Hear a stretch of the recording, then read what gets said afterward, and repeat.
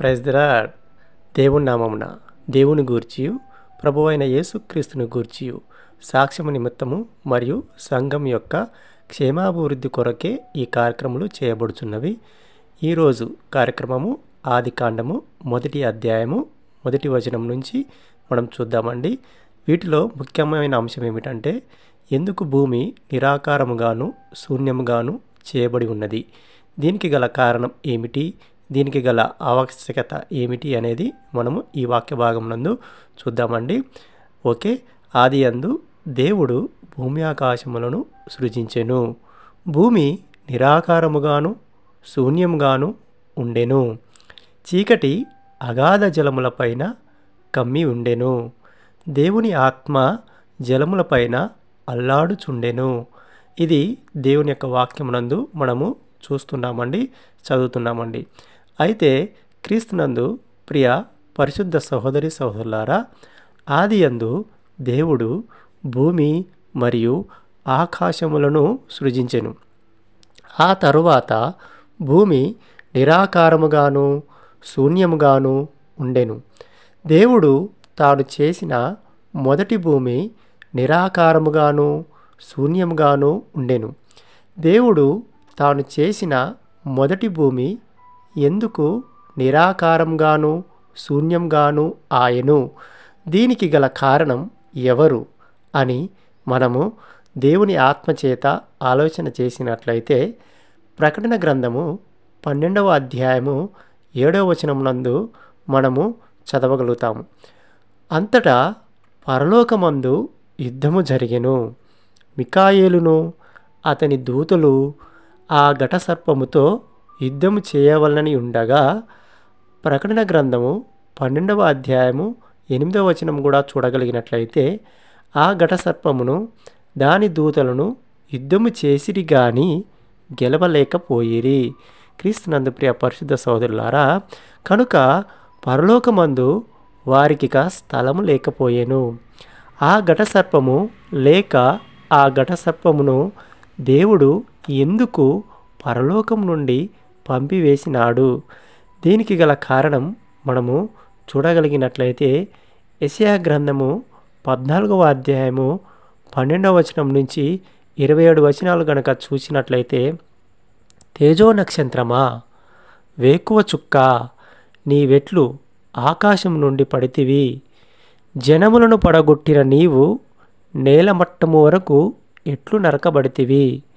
క్రీస్తునందు ప్రియ పరిశుద్ధ సోదరులారా, ఇక్కడ తేజో నక్షత్రమా, నీ వెట్లు ఆకాశం నుండి పడితివి అనగా, తేజో నక్షత్రమా, నీ వెట్లు పరలోకం నుండి పడితివి అని దాని యొక్క అర్థం. అయితే పరలోకము అనగా మహాదేవుడు, అనాది దేవుడు, నిరంతరము నిత్యము నివసించుగల ఒక స్థలము. అటువంటి మహిమగల స్థలము నుండి బయటికి పంపివేయబడుచున్నాడు. ఇక్కడ బయటికి పంపివేయబడటం అనగా, అక్కడ చాలా ఉన్నతమైన సంగతులు, చాలా ఉన్నతమైన విషయముల నుండి అతను దూరపరచబడడం జరుగుతుంది. పరలోకం నుండి బయటికి పంపివేయబడటము. పరలోకము అనగా మహాదేవుడు, అనాది దేవుడు, నిరంతరము నిత్యము జీవము కలిగి నివసించు స్థలము. అటువంటి మహిమగల స్థలము నుండి బయటికి పంపివేయబడటము, తాను బయటికి పంపివేయబడటంలో కోల్పోతున్న చాలా సంగతులు మనము చూడబోతున్నాం. తన యొక్క అనాది తత్వం అనగా కాలము, సమయములలో వీటితో సంబంధం లేని జీవన విధానము, దీనిని అతను కోల్పోతూ ఉన్నాడు. నిరంతరము అనగా అంతము లేని స్వభావమును అతను కోల్పోతూ ఉన్నాడు. మరియు నిత్య జీవము అనగా మరణం లేని స్వరూపమును అతను కోల్పోతూ ఉన్నాడు. అలాగే అనేక విషయాలు కోల్పోతూ ఉన్నాడు. రెండవదిగా చూసినట్లయితే, ప్రధాన దూత యొక్క బాధ్యతను, ప్రధాన దూత యొక్క అధికారమును కోల్పోతూ ఉన్నాడు. అతను దూతల అందరి మీద అధికారిగా ఉన్నాడు, మరియు ప్రధాన దూతల అందరి మీద అతను కూడా అధికారం కలిగి ఉన్నాడు. అంత ఉన్నతమైన ప్రధాన అధికారము కలిగిన దూత ఇటువంటి ఉన్నతమైన అధికార ప్రధాన తత్వమును అతడు కోల్పోతూ ఉన్నాడు. మూడవదిగా మనం చూడగలిగినట్లయితే దేవుని నీతి సూర్యకాంతములను కోల్పోతున్నాడు. దేవుని నీతి కార్యవంతములను అనగా వెలుగును కోల్పోతున్నాడు. వెలుగును కోల్పోవడం మాత్రమే కాదు కానీ చీకటిని ధరించుచున్నాడు.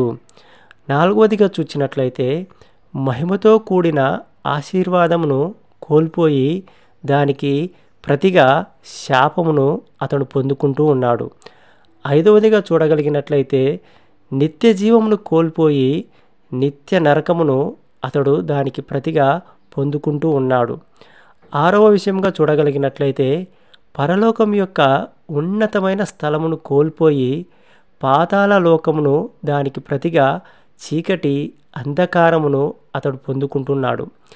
ఈ సంగతులకు గల కారణం ఏమిటి అని మనం ఆలోచన చేసినట్లయితే యెషయా గ్రంథము 14వ అధ్యాయము 13 నుంచి 14 వచనాలు గనక చూడగలిగినట్లయితే నేను ఆకాశమునకు ఎక్కిపోయేదెను, దేవుని నక్షత్రములకు పైగా నా సింహాసనమును హెచ్చింతును, ఉత్తర దిక్కుననున్న సభాపర్వతం మీద కూర్చుందును, మేఘమండలం మీద కెక్కుదును, మహోన్నతునితో నన్ను సమానుగా చేసుకుందును అని నీవు మనసులో అనుకుంటివి గదా. క్రీస్తునందు ప్రియ పరిశుద్ధ సహోదరి సహోదరులారా, ఆదియందు దేవుడు భూమి మరియు ఆకాశములను సృజించెను. సృజించిన తర్వాత అవి ఎందుకు మొదటి భూమి నిరాకారముగాను శూన్యంగాను ఉండెను అని ఆలోచన చేసినట్లయితే పరలోకం నుండి ఎప్పుడైతే పంపివేయబడినాడో అతను దేవుడు చేసిన భూమి ఆకాశములను తన యొక్క చీకటి అంధకారంతో బంధించి ఉంచుతూ ఉన్నాడు. కనుకనే మహాదేవుడు నిరాకారముగాను శూన్యముగాను ఉన్న వాటిని తిరిగి పునరుద్ధానముగా తిరిగి సృజించటం పునర్సృష్టిగా కలగజేయుచూ ఉన్నాడు. అందుకే మహాదేవుడు మొదట వెలుగును కలగజేసి ఆ తర్వాత వెలుగు ద్వారా చీకటి అంధకారముతో తొలగించుతూ ఉన్నాడు. కనుకనే పునర్నిర్మాణముగా తన యొక్క వెలుగు ద్వారా భూమి ఆకాశములను కలగజేయుచూ ఉన్నాడు. అందుకే వెలుగును కలగజేసి వెలుగునందు ఆకాశములను ఆకాశమునందు భూమిని తిరిగి పునర్సృష్టిగా కలగజేయుచూ ఉన్నాడు. ఇక్కడ మొదటి భూమికి మరియు పునర్నిర్మాణ భూమికి మధ్యలో చీకటి మరియు అంధకారము నిలిచి ఉన్నది. ఈ చీకటి ఈ అంధకారము ఇక్కడ నుండి వ్యాపించి ఉంది. అది ఎలాగునంటే మహాదేవునికి మరియు ఆదామునకు మధ్యలో చీకటి అంధకారముగా అనగా ఆది సర్పముగా ఉన్నాడు. అలాగుననే శరీరమునకు మరియు ఆత్మకు మధ్యలో గల మనసును చీకటి అంధకారముగా మనము నిలిచి ఉన్నాము. కనుకనే మనము అనేక విషయాలలో దేవుని యొక్క శక్తిని, దేవుని యొక్క ప్రేమను, దేవుని యొక్క స్వభావమును అర్థం చేసుకోకపోవడానికి గల కారణం దేవునికి మరియు మానవునికి మధ్యలో ఉన్న ఈ చీకటి, ఈ అంధకారమే కారణం. కనుక ఇది ఆనాటి కాలం నుండి ఈనాటి కాలం వరకు ఇది వ్యాపిస్తూనే ఉన్నది. కనుకనే ఆయన యొక్క వాక్యము వెలుగుతో పోల్చబడి ఉన్నది. కనుక ఆ వాక్యము ఎప్పుడైతే ప్రకాశిస్తున్నదో ఆ ప్రకాశించుట ద్వారానే చీకటి మరియు అంధకారము తొలగిపోతూ ఉన్నది. అప్పుడే మన హృదయాలలో మారు మనసు, దేవుని యొక్క మనస్సును అర్థం చేసుకునే తత్వం మనం పొందుకోగలుగుతున్నాం. ఇటువంటి అనుభవంలోనికి రావడం కొరకే దేవుడు నిన్ను నన్ను ఆయన స్వరూపంలో ఆయన స్వభావంలో సృజించినట్టుగా మీరు జ్ఞాపకం చేసుకునేవారిగా ఉన్నాం. కనుక వాక్య భాగమును ప్రతి విషయాన్ని కూడా దేవుని యొక్క ఆత్మచేత వాక్యమును చదువుట ద్వారా చదివిన వాక్యమును ఆయన సన్నిధిలో పరిశుద్ధాత్మ దేవుని స్వరం వినుట కొరకు కొన్ని సమయములు కొన్ని క్షణములు వేచి ఉండేవారిగా ఉండాలి. ఆ తర్వాత ఆయన వాక్యము ప్రత్యక్షపరచబడాలి. అప్పుడే ఆ వాక్యము మనలో, మన ఆత్మలో, మన యొక్క హృదయంలో నూతనపరచబడుతున్నది. దానినే ఆయన నూతన సృష్టిగా ఆయన సెలవిస్తున్నాడు. కనుక ఇటువంటి అనుభవమును మీరందరూ కలిగి ఉండాలనేదే దేవుని యొక్క చిత్తము. కనుక ఇటువంటి వాక్య ప్రత్యక్షత చేత మీరు వెలిగించబడాలనేదే ఈ వాక్యం యొక్క ప్రోత్సాహం.